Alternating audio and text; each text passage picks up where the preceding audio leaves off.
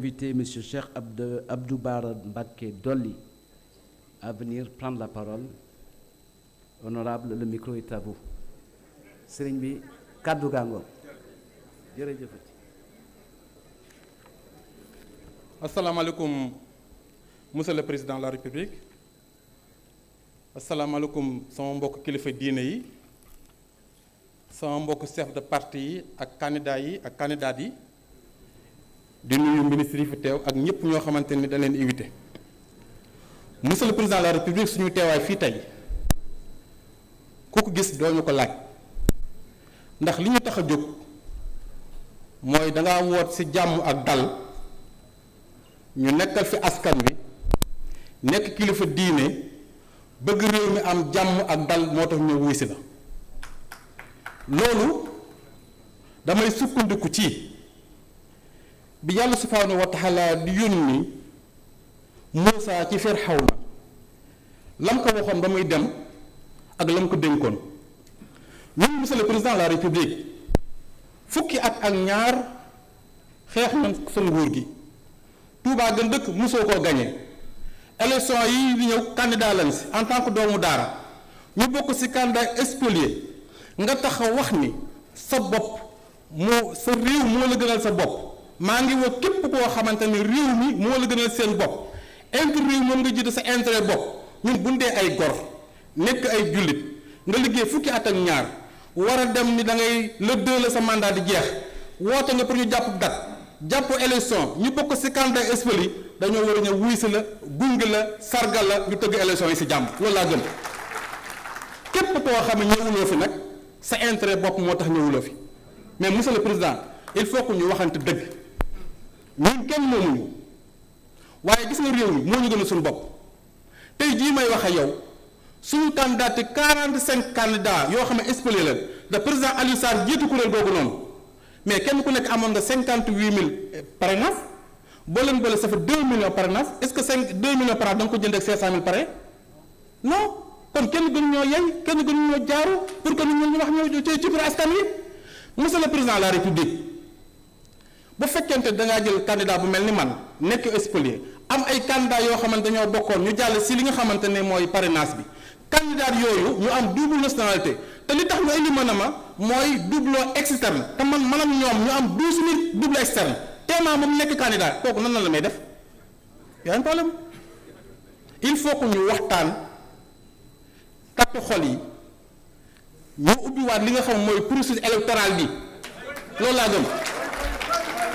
walla gëm bu ñu ko defee candidat yi war a bokk nga organiser élection yi ñu dem si jàmm ko gañe xam ne gañe nga mais président boo bàyyee réew mi ci yenn loxo yi lu ñu dal yaa ñu ko teg sa wërëmat jërë ngeen def salaamaaleykum.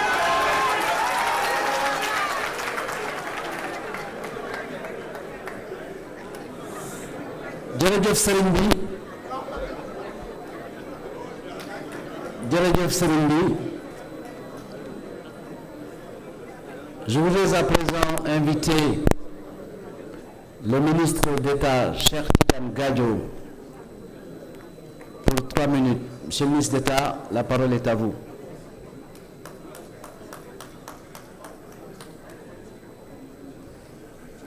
Bonjour, chers amis. Notre doyen Mamadou Diop Decroix a dit l'essentiel. Je voudrais donc juste ajouter quelques mots au nom du Front démocratique pour une élection inclusive et au nom de tous les amis du collectif des spoliés. Nous existons, nous avons une identité, nous sommes maintenant connus dans le pays. Il se trouve que nous avons participé avec beaucoup d'engagement, de volonté à la candidature à l'élection présidentielle. Et la conséquence, c'est que nous avons été maltraités. Nous avons été traités de façon qui n'est pas digne du Sénégal. Et nous l'avons dit, et vous aurez noté que personne d'entre nous n'a jamais appelé à la violence. Nous avons toujours dit que nous aimons notre pays. Nous sommes des patriotes. Nous aimons le Sénégal.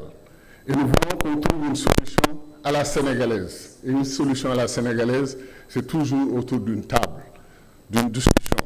Moi, j'ai eu la chance de faire des médiations pendant une dizaine d'années sous le magistère du président Abdoulaye Wade. Et je suis étonné que des personnes dans mon pays fassent une marche contre le dialogue. Une marche contre le dialogue. Des gens qui disent non au dialogue. C'est du jamais vu. Et j'ai entendu une radio internationale ce matin dire quelque chose d'absolument extraordinaire. Ils disent que le président Macky Sall convoque deux groupes, les retenus et les recalés, dans une même salle. Il sait qu'ils ne pourront pas s'entendre, donc on va vers le mur. Alors moi, j'ai traduit en français simple ou en français facile, qui sont en train de dire qu'il faut réunir dans une même salle ceux qui sont d'accord. Qu'on ne peut pas réunir dans une salle ceux qui ne sont pas d'accord. Et je ne vois pas l'objet d'appeler une réunion aussi importante, d'appeler un dialogue, parce que les gens sont déjà d'accord. Qu'est-ce qu'on fait ici à Diamniadio si on vient pour discuter de points qu'on partage tous? Notre pays est dans une situation historique particulière. Nous, il faut que je mentionne le cas de notre frère Karim Wade. Ce qui s'est passé, je savais que j'aurais les applaudissements de mes amis du PDS, mais la vérité c'est que quand la décision a été prise sur son cas, on savait bel et bien qu'il avait renoncé à sa nationalité française. Et pourtant, une autre candidate est passée avec sa nationalité française, et d'autres candidats sur cette liste sont soupçonnés d'avoir une double nationalité. Et on nous dit tout ça, c'est pas... Il y a eu le cas des spoliés, des injustices qu'ils ont subies. Il y a eu le cas d'un candidat qui était d'abord validé et ensuite il a perdu son statut de validé. Et ensuite, on a une binationale qui apparaît et une liste qui est soupçonnée. On nous dit tout ça, il faut passer dessus, c'est pas important. Le Sénégal est plus important. Mais c'est nous-mêmes qui avons dit que le Sénégal est plus important que nous. Nous pouvons passer sur nos histoires de candidature. Mais ça fait mal dans un état de droit qu'on nous dise qu'on n'a pas le droit de réclamer nos droits constitutionnels. C'est absolument inacceptable. C'est pour cela, Monsieur le Président, nous vous remercions de nous avoir écoutés. Vous ne pouvez pas prendre position pour nous ou contre nous. Vous nous avez écoutés. Je sais même que vous évitez de dire les candidats spoliés. Vous dites les candidats dits spoliés. Mais nous savons que le dit spolié, c'est de la diplomatie et c'est le respect des institutions. Mais on vous a donné, comme disent les jeunes, le film en couleur. Ce qu'on a souffert, ce qu'on nous a fait, les injustices qu'on a subies. Donc sur cette base, il faut qu'on se parle en sénégalais. Les Sénégalais se parlent, ils trouvent toujours une solution.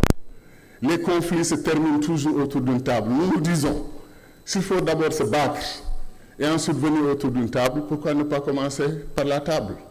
Venez, on parle. Doomu réew mi leen ñu ñëpp bëgg Sénégal. Kaa leen ñu toog ñu waxtaan. Un autre point, et je termine sur ça.